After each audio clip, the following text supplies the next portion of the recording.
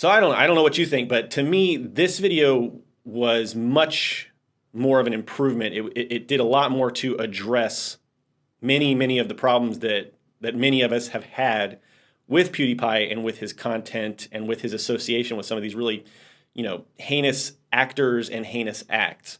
I did do, in my video part 2 of the PewDiePie pipeline, I did lay out some pretty clear criteria for how to make a statement that properly addresses racism in your audience. And I said, you basically have to recognize that there are bad actors in your audience, you distance yourself from it, say that you don't approve of it, tell people to stop doing it, ask them to stop doing it in your name, and encourage them to stop being racist.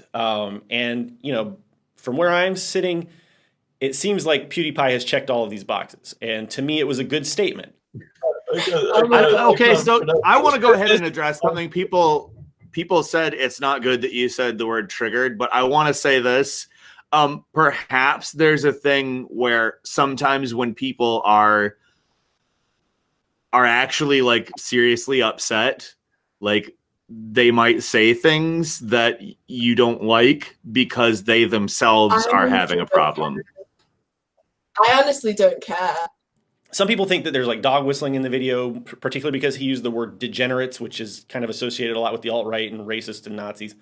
In the cultural capital that was Berlin in the early 1930s, art and politics often clashed, with modern artists like George Grosz leading the charge. Grosz was fearless. He spoke his mind. For that reason, he was probably the most famous communist artist in Germany at the time, and he used his art as a weapon. So it's no surprise that when Hitler decided to wage war against modern art, George Grosz became enemy number one. His art and the works of other contemporary artists were denounced, confiscated from museums, and then put on public display as examples of degenerate art. I think that might be a stretch. I don't know. I mean, there's plenty of ways that somebody could come to using that word organically, so I'm not going to try to read too deeply into it. I'm not going to try to, mince PewDiePie's words. Empty frames and faded imprints aren't what you expect to see at an art show. But in this gallery, they are among the most haunting images, representing the fate of thousands of modern artworks stolen by the Nazis in the 1930s that were destroyed or remain lost to this day. It's part of an exhibit called Degenerate Art on display until September at the Neue Gallery in New York that offers a new look at the assault on modern art by the Nazis.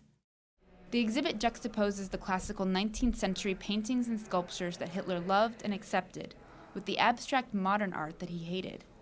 This art he labeled degenerate. The Nazis even put on a show of degenerate art in the 1930s in an attempt to shame artists and convince Germans of the art's perverse nature. There's a concept in rhetoric and debate called the charity principle, and it's basically the idea that when we're examining an opposing viewpoint or looking at someone's words and actions, we should try to be as charitable as possible and try not to go looking for like logical fallacies or bad faith if there's not like really strong evidence that's what's going on. So I'm going to be charitable. I think that's an important concept for all of us to reflect on from time to time. And I hope that he will take this as an opportunity to grow. I've had to grow in the exact same way myself many times. I have never had a platform like PewDiePie, so the stakes were a lot lower. But I still did harm, and I've grown, and I like to give people every opportunity to grow and learn, just like I have been given opportunity. And I still make mistakes, plenty. So